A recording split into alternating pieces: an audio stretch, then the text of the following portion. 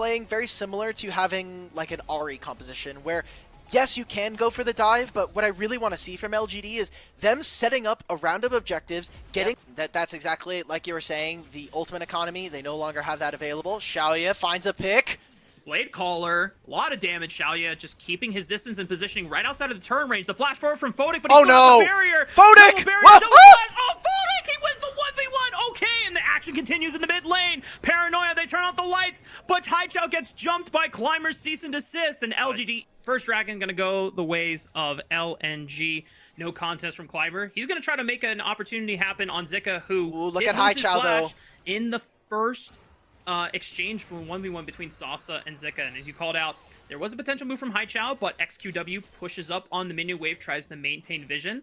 So now this should be an opportunity unless XQW drops his position here. Haichao still locked under the tower, so this should be clean from the side of LGD. Flash cease and desist, but the public execution goes through. Well played by Zika. How does that ultimate land? I thought he was in the hollowed mist, so he should have been untargetable. Maybe it's just some Mbessa gameplay. Maybe I'm also just seeing things. That's okay. It's late. It's almost 3 a.m. It's basically 3 a.m. I'm willing to give myself excuses on this one, but they need to help clear this wave, and Talia's taking a recall. Sasa forced to flash away from the Paranoia. Zika can easily get in range, slicing and dicing his way through with the Drake Hound step, and her passive is just insane when you read what this is available. I'm going to hold that as Weiwei and Jewel are in the area, but doesn't seem like there's going to be a top lane dive. Maybe around this. I think it's a bit risky. Jewel, don't do it, brother. Don't do it. The ward is fake. The ward's fake. Jewel forced to flash away, and Zika's just like, yeah, I'm not helping you, bro. I'm more difficult for them to assert themselves on the map, and they're a team that is reliant on LNG walking into them first. So we'll see how LGD are able to find themselves kind of in an advantage in this game. The gold is even, but we're not seeing them really play to some of the strengths that we saw from the same thing, and we already saw what happened, right? Exactly. So, yeah. That part they should have learned from. Okay, Juo is caught out and is just forced to engage here. Hero's Entrance is going to come over the top. Maybe Haichao can buy something and salvage another play, but cease and desist right on top of the Galio means that now Haichao is in trouble. He flashes, and YCX pulverized flash. Bring that butt back here. We're eating Galio tonight, and LGD pick up another 2 kills. All right, he said there was some beef in the lane. LGD have already shown that they're kind of over-eager in making the plays. You can just punish and counter-engage, which is kind of what's happening right now. Weiwei pops the Paranoia, but forced to flash away from the side. Where is YCX? Zika's trying to go in, but Haichao with a nice flank, but just cannot save and bail out Zika from going down. LGD, 4-man strong as a unit, just able to kite out their threats one by one, and they're able to get out of that play, and that'll be able to find more kills, more picks. They should feel confident in being able to supply a lot of damage and burst if they find the right engage, despite being down Paranoia, but it's come back up off cooldown. YCX takes up the engage, and you know what? That's good enough for LNG. Immediately blinking out the support. That's a 5-on-4 guaranteed. And LGD probably just lost their opportunity at denying what could have been LNG's 3rd dragon, as now they turn on the engage, turn out the lights, and it just might be going from bad to worse for LGD. They jump right on top. Climber! The Rift Herald! He saved himself, and now he's getting multiple knockups on the other side. Weiwei gets collapsed upon. Haichao flicked backwards.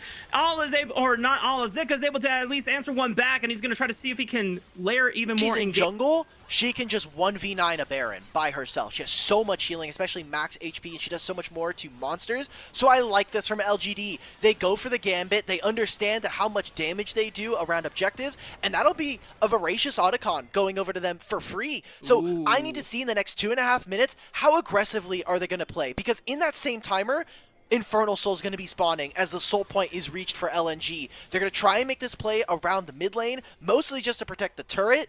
That's still going to go down, and that was double teleport, so they need to make this play work. The eyes are on Photic. He still has both summoner spells, but I don't think there's any point in burning them now since he is already dead to rights. Zika manages to get a teleport and deny what could have been another kill over to LGD. This sets him up to at least get some vision control in that bottom river, since we are still 2 minutes away from the 4th dragon of the game. Okay, and look, now they get to push in on mid. They use this Gwen, who destroys turrets now with the Nashor's Tooth.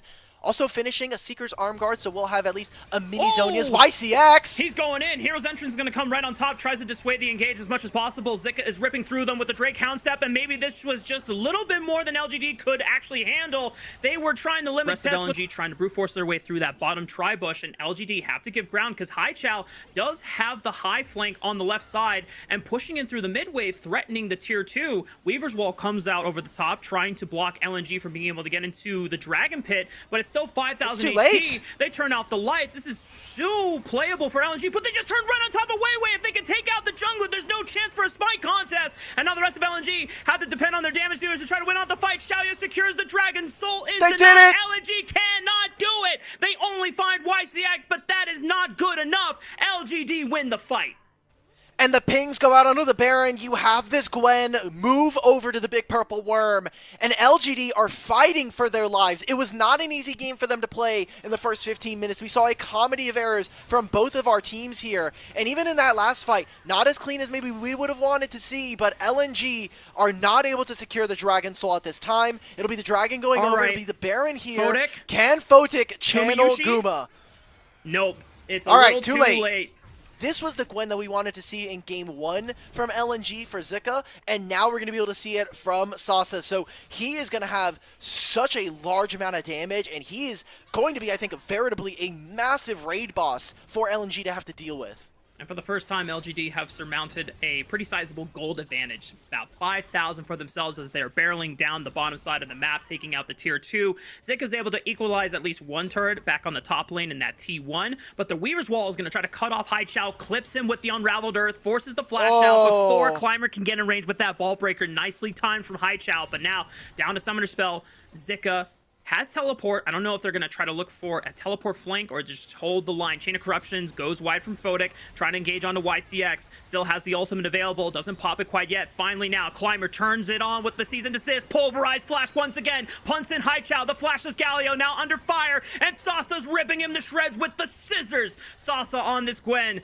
Remarkable in this second half of the game as now the rest of LNG are forced to scramble under the might of LGD, making the siege happen. Zika still has the... Turn off the TV, bro. It's a Jover. LNG gonna seed the inhibitor. Photic trying to put in some pressure with these arrows, but there's not much can be. So that was the when you were talking about like, are they maybe looking for a flank play?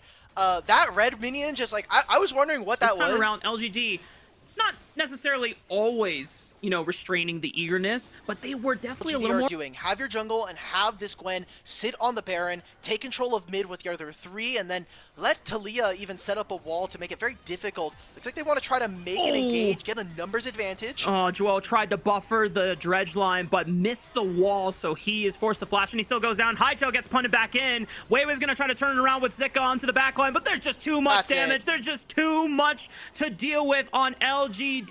They rip the XQW Taliyah, but they can't deal with the Sasa Gwen, and it's just Photic left to defend the base 1v4. I don't think it's going to end up in a hero story for LNG. LGD starting to march it down into the base. That'll be the end of this one. It's unfortunate for LNG. Again, they just came off of a loss to JDG. They needed to make a bounce back here. And LGD, it wasn't perfect. It wasn't clean, but they were able to find themselves ready the ship and get into their first win of Group D. Joel is back up, tries to at least look for one of the targets, but everyone else is full, hitting on the Nexus. GG, well played. LG